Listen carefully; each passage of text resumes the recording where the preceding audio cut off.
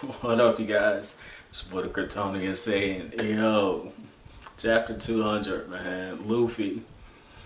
Oh my god, this is some Uzumaki Naruto shit. Okay, this is some Uzumaki Naruto shit. Like, I remember reading part 1 Naruto and just laughing my ass off at some of these uncanny ways that he would defeat his enemies. Okay, like it wasn't always just Rasengan, boom. Like that was part 2. Like this was funny as hell, man. This just shows you just the creative spark, like I love what Oda did in this, like basically Luffy takes the water, the barrel of water he has, he drinks it all and he says, wow, I guess I have a water belly. And Luffy's like, oh my god, I'm springing a leak. And Crocodile's like, are you mocking me? And that's when Luffy just spits all over him, man. So now Crocodile's body is wet. He can soak the moisture, but I'm guessing that's the loophole in it. If his whole body is wet, he can't actually use his devil fruit power. It's the sand fruit. So that was pretty cool to see that bit.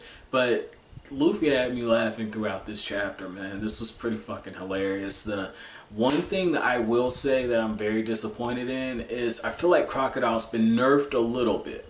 And what I'm talking about is after he sees Luffy with that barrel, and on the last page of the last chapter, one of the things you see is Luffy's hands are wet. He's got that barrel, looks like there's a hose on it. So obviously Luffy, I was right, Luffy drenched his arms, and by extension got Crocodile wet as well. Looks like he might have used that barrel on that projectile at the end of the barrel.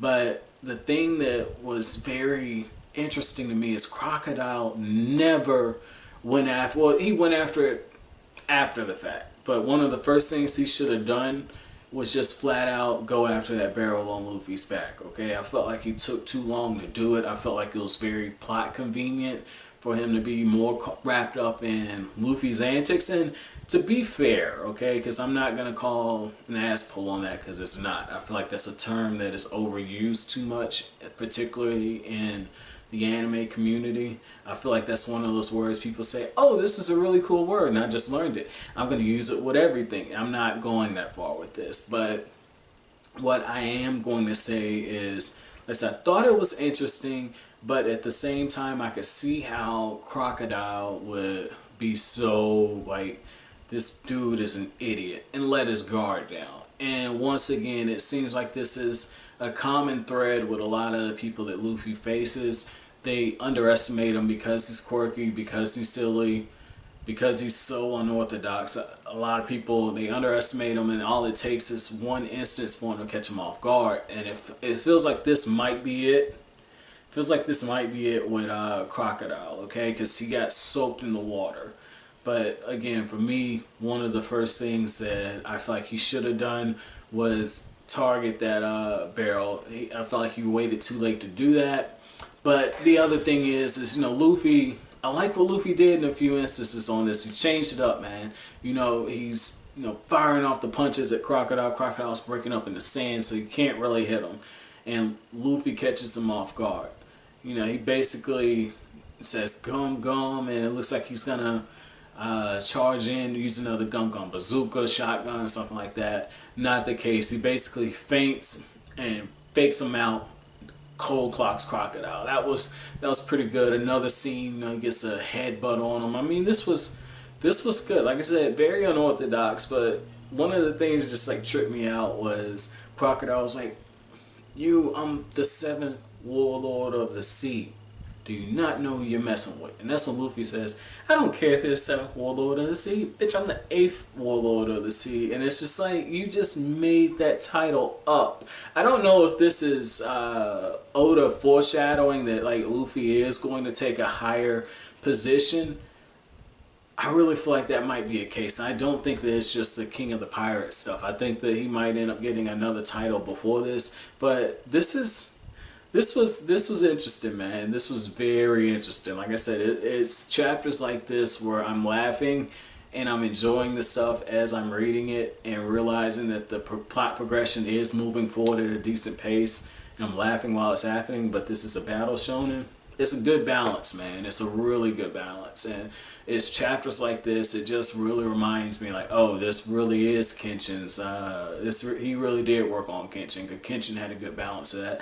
Not to the same extent of this, because there were more messages and themes in Kenshin, more in your face themes, but there were some lighthearted moments in that. So this was nice to see. Now, just to wrap up, okay, I thought that the stuff with the Straw Hats, that was, once again, that caught my interest. And it just shows they really are one big dysfunctional family, okay? Because Nami and Usopp, Nami was just beating the hell out of him because of that miscommunication. And at the same time, Zoro and Sanji were just at each other's throats. But when the Billions show up, one of them tries to sneak up on them. Zoro and Sanji, they one-shot this dude without even fully turning around. The Billions are looking up and they're saying, Princess Vivi, if we bring your head, we'll get promotions. And Sanji's like, we got 10 minutes to find this bomber. What the hell are we going to do? Zoro's like, don't think. It might take 2 seconds. And you just see when Chopper and Usopp and Vivi are running off, and Nami, you just see on this how those dudes are going against that whole legion by themselves. It looked like a small group. I call them a legion anyway. But it's just like, yo, like, this is, I hope we get to see this. I doubt it for pacing reasons. I doubt it. And, you know, you needed to have Zoro just take out a whole bunch of those unnumbered agents back on, it wasn't Drum Island, it was another place. I can't remember where it was, but they stopped somewhere, and that's when Zoro fought like a lot of members of Baroque Works, and it's only so we can get an idea of, oh, Zoro was recruited by these guys. He really is a badass. Like, I know we probably won't see that. I'll be okay if that's off panel, because again, we're at the climax of this arc, so you have to speed things up. So my chapter question for you guys, it's going to be a really simple one because this will be the last video for this week, but the chapter question for you guys is going to be this. What did you want to see more of when you read this or you watched this in the anime? Did you want to see Zoro and Sanji take on all those fodder? Did you want to see how Nami and Usopp and Chopper were going to find this bomber?